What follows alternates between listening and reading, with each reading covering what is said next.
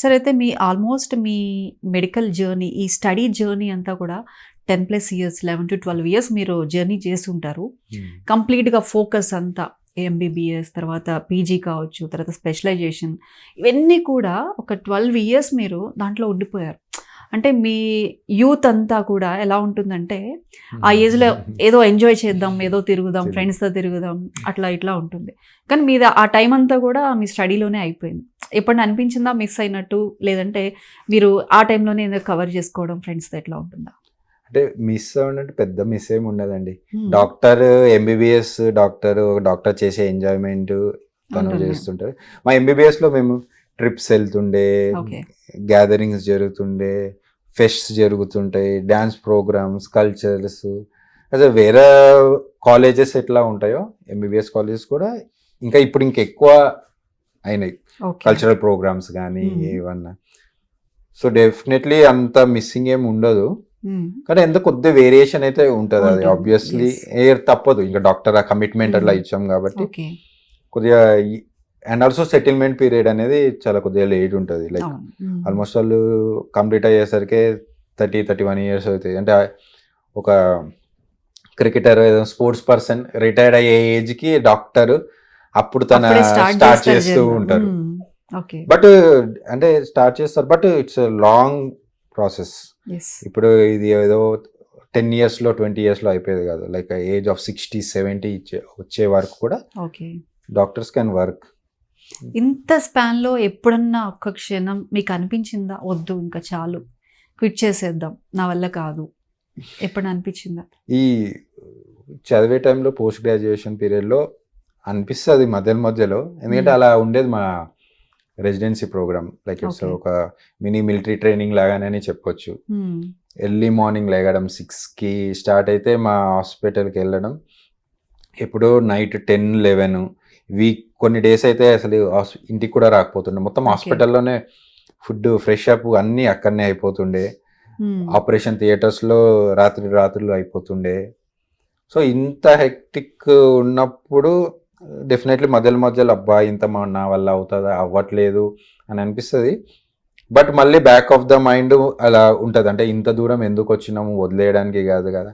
ఒక 1 ఇయర్, ఒక 2 ఇయర్స్ కష్టపడితే సరిపోతుంది కదా. దీనిది ఫ్రూట్స్ కానీ తర్వాత దానికి వచ్చే రెస్పెక్ట్ తర్వాత మనం ఎంజాయ్ చేద్దాం అనేది ఒక ఫీలింగ్ మనం క్విట్ చేయకుండా అయితే ఆపుతుంది. డెఫినెట్లీ కొద్దిగా వదిలేసే వాళ్ళు ఉంటారు, అవుతూ ఉంటాయి. ఇంకా అది ఎవరి ఇండివిజువల్ కెపాసిటీని బట్టి. ఓకే. అంటే మీ ఓవరాల్ ప్రాక్టీస్ టైంలో కావచ్చు, మీరు పీజీ టైంలో కావచ్చు, ఏదైనా మీరు పక్కన మీ ప్రొఫెసర్స్కి అసిస్టెంట్స్గా మీరు పక్కన ఉంటారు, చాలా కేసెస్ చూస్తూ ఉంటారు. ఆ టైంలో మీకు ఏమనిపించేది? అంటే ఓకే, వీ కెన్ హ్యాండిల్ అని అనిపించేదా? అంటే డెఫినెట్గా ఫర్దర్గా మీరు ప్రాక్టీస్ టైంలో ఏంటంటే మీ ఓన్గా మీరు హ్యాండిల్ చేయాలి, ఓన్ డెసిషన్ తీసుకోవాలి ఏదైనా కూడా. అప్పటికి ఇప్పటికి ఆ వేరియేషన్ ఎలా ఉంటుంది? ఇప్పుడు మనము స్టడీ పీరియడ్లో మనకు సీనియర్స్ ఉంటారు, ఏమైనా తప్పు చేసినా వాళ్ళు గైడ్ చేస్తారు అనేది ఒక బ్యాక్ సపోర్ట్ ఉంటుంది. But when you're coming for individual practice, బయటకు వచ్చిన తర్వాత ఇంకా ఓన్ డెసిషన్ అనేది మనం సింగిల్గా మనమే తీసుకోవాలి. చాలా వేరియేషన్ ఉంటుంది. అండ్ ఆల్సో మనం ఎన్ని సర్జరీస్ యాజ్ ఎ జూనియర్గా అసిస్ట్ చేసినా, సొంతగా అక్కడ ఒక 100 చేసినా, సొంతగా ఒక 10 సర్జరీస్ చేసినాం అనుకో, ఆ కాన్ఫిడెన్స్ వేరొస్తుంది. సో డెఫినెట్లీ ఇండివిజువల్గా చేసినప్పుడే మనకు కాన్ఫిడెన్స్ వస్తుంది, డెసిషన్ మేకింగ్ మన వస్తుంది. అది definitely first surgery, first treatment, first patient ఇచ్చే ముందు కొద్దిగా భయం అనేది ఉంటుంది, ఏం జరుగుతుంది అని.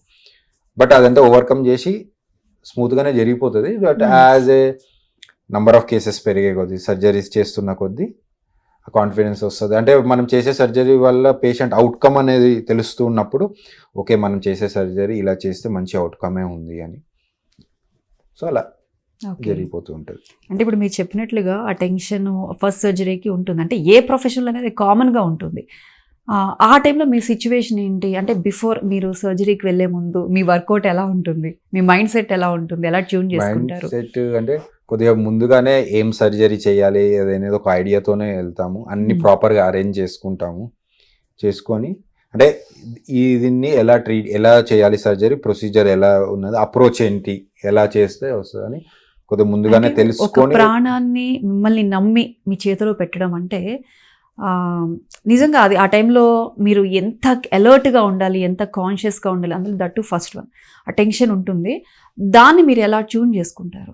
అంటే ఒక పక్కన భయం అనేది ఉంటూనే ఉంటుంది, ఒక పక్కన సర్జరీ చేయాలి, అవుట్కమ్ బాగుండాలని Hmm. 2 వేరియేషన్స్. ఒక పక్కన భయం అనేది నడుస్తూ ఉంటుంది, Hmm. ఒక పక్కన మరి మేము చేయాల్సిన సర్జరీ జరుగుతుండే అనేది. ఈ భయం అనేది మేము చేసే సర్జరీ ఆపే అంత అయితే ఉండదు, Hmm. ఎందుకంటే మేము ట్రైనింగ్ అంతా అయ్యాం కాబట్టి డెఫినెట్లీ Hmm. ట్రైనింగ్లో మేము నేర్చుకునేదే ఇక్కడ అప్లై చేయడం. ఓకే. సో ఆ విధంగా సాగుతూ ఉంటుంది. ఓకే.